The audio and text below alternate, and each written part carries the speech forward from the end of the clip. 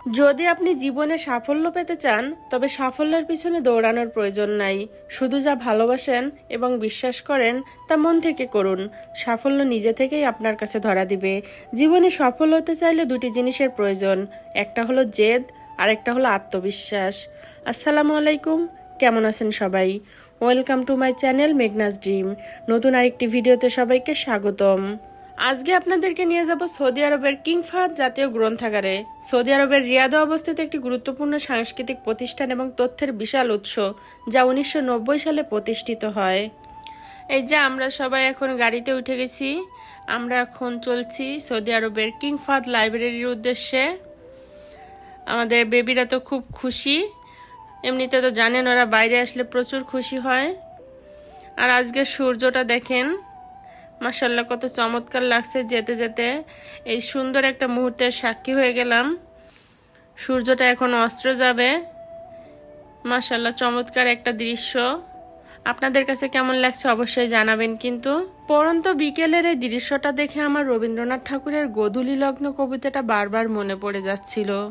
ওই সন্ধ্যা আসে কি শঙ্কা সন্দেহে, ধূসর উত্তরিখানি আবরিয়া দেহে, এই মতো একদিন আলোয় আধারে এসেছিলে তুমি মোর স্বপনের পারে। তার আগে মোরে তুমি চিনিতে না কভু, আমার পূজার মালা নিয়েছিলে তবু। তারপরে আজ পথে চলেছিনু একা, গোধূলিতে তোমার সাথে পুনঃ হলো দেখা। তোমার দক্ষিণ হাতে ওই দীপখানি, নীরবে আমার প্রাণে কি কহিল বাণী। তারপর হতে খুঁজি বনবিথিকায়, তোমার আসনখানি পাতিব কোথায়। জানি আমি খুব বেশি একটা ভালো কবিতা আবৃত্তি করতে পারি না, ভুল ত্রুটি হলে মাফ করবেন। তো এই যে অবশেষে চলে আসলাম আমরা কিং ফাহাদ লাইব্রেরিতে। দেখেন মাশাআল্লাহ কত সুন্দর, কত চমৎকার একটা পরিবেশ, দেখতে অসাধারণ লাগছে। এটা হলো সৌদি আরবের জাতীয় গ্রন্থাগার। এটি রিয়াদ শহরের ওলায়ার কিং ফাহাদ রোডে অবস্থিত। সৌদি আরবের বাদশাহ কিং ফাহাদের সম্মানে এর নামকরণ করা হয় এবং এটি সৌদি আরবের জাতীয় লাইব্রেরি ও কপিরাইট লাইব্রেরি হিসেবে কাজ করে, যা সৌদি আরবের সাংস্কৃতিক ঐতিহ্য নথিভুক্তকরণ এবং প্রচারে ভূমিকা রাখে।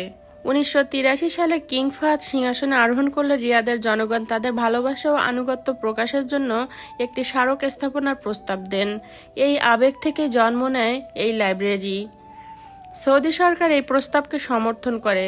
প্রকল্পের কাজ শুরু হয় 1986 সালে এবং লাইব্রেরি আনুষ্ঠানিকভাবে প্রতিষ্ঠিত হয় 1990 সালে। লাইব্রেরিটি রিয়াদের প্রাণকেন্দ্র ওয়ালায়া সিক্রেটের পাশে অবস্থিত, যেখানে আধুনিক শহরের স্পন্দন আর ঐতিহ্যের ছোঁয়া একসাথে মিশে আছে। এটি সৌদি আরবের লিগ্যাল ডিপোজিট এবং কপিরাইট লাইব্রেরি, অর্থাৎ দেশে প্রকাশিত প্রতিটি বইয়ের একটি কপি এখানে সংরক্ষিত থাকে।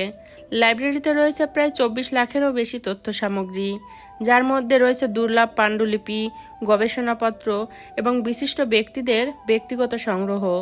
এখানে সংরক্ষিত আছে ইহসান আব্বাস, শেখ মোহাম্মদ হুসাইন জায়দান সহ বহু জ্ঞানী ব্যক্তির ব্যক্তিগত লাইব্রেরি।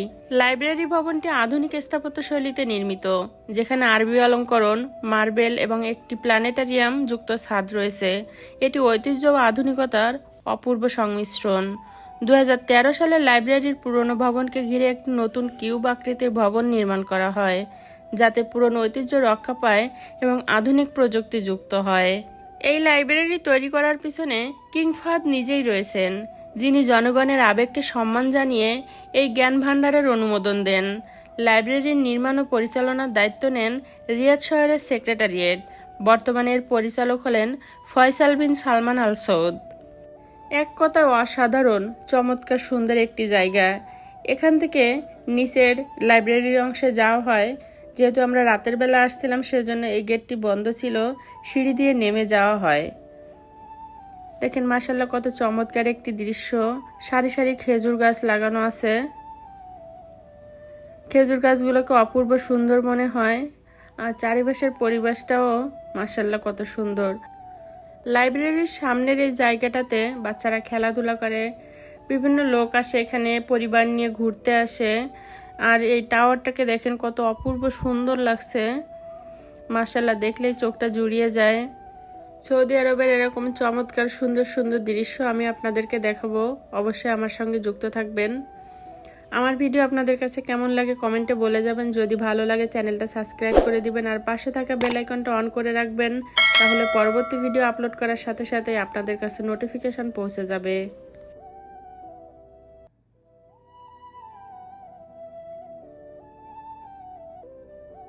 তো এই যে ঘুরতে ঘুরতে দেখেন একেবারে লাইব্রেরির সামনে চলে আসছি, কিন্তু আমার তো আর লাইব্রেরির ভিতরে ঢোকা সম্ভব নয়, এর জন্য আর কি আপনাদেরকে বাইরে থেকে দেখাচ্ছি।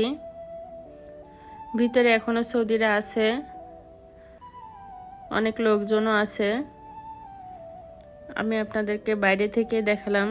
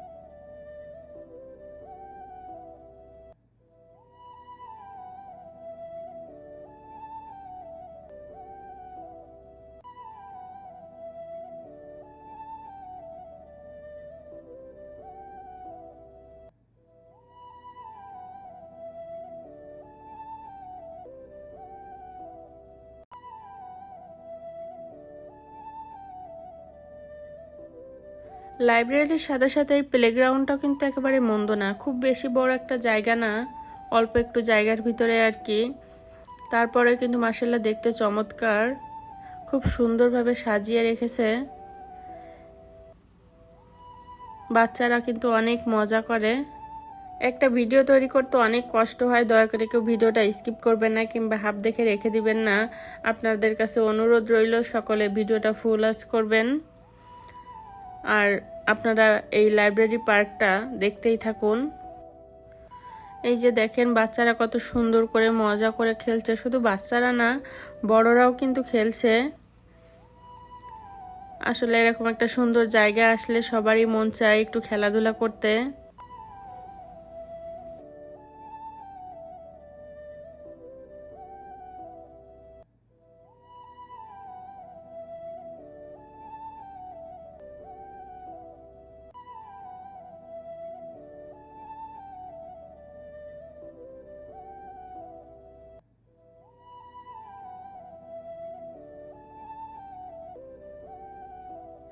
আমি একা একাই হেঁটে চলছি মাঠের মাঝখান দিয়ে। ওয়াজিহা, আরিশা, মাইশা ওরা জানি কোন দিকে চলে গেছে খেলতে, ওদের বাবাও আছে ওদের সাথে। আমার তো ভিডিও করা প্রয়োজন, সেজন্য আর কি আমি আমার মতোই ভিডিও করছিলাম।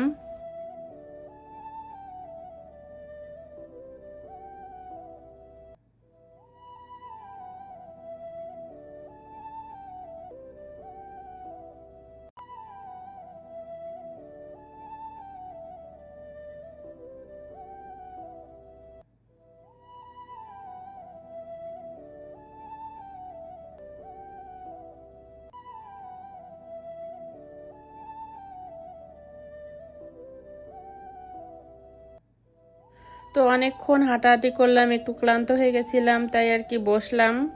আর ওর বাবা আনছিল যে লিচুর ড্রিঙ্কটা, ওরা খাচ্ছিল, আমিও একটা নিয়ে নিয়েছিলাম। এই ড্রিঙ্কটা কিন্তু বাংলাদেশেও পাওয়া যায়, ভেতরে ছোট ছোট করে লিচু দেওয়া থাকে, খেতে ভালোই লাগে। তারপর ওর বাবা এসে বললো আর কি বাচ্চারা নাকি গাড়ি নিয়েছে, গাড়িতে চড়বে, তাই আমিও চলে আসলাম এদিকে। এই যে দেখেন এখানে সারি সারি করে গাড়ি রাখা রয়েছে, এই গাড়িগুলো নিয়ে আর কি বাচ্চারা খেলে, গাড়িগুলোতে বাচ্চারা চড়ে, খুব ভালো লাগে দেখতে। আমাদের ওই যে একটা নিয়েছিল। এগুলো হলো রিমোট কন্ট্রোল গাড়ি। এই যে দেখেন আমাদের ওয়াজিহামণি কি সুন্দর করে গাড়িতে বসে আছে, ও কিন্তু একটুও ভয় পাচ্ছে না, ও বরঞ্চ খুশি হয়েছে। এই যে দেখেন সুন্দর করে বসে আছে। ওর বাবা একটু একটু করে রিমোট দিয়ে চালাচ্ছে আর গাড়িটা চলছে, ওর কাছে ভালোই লাগছে।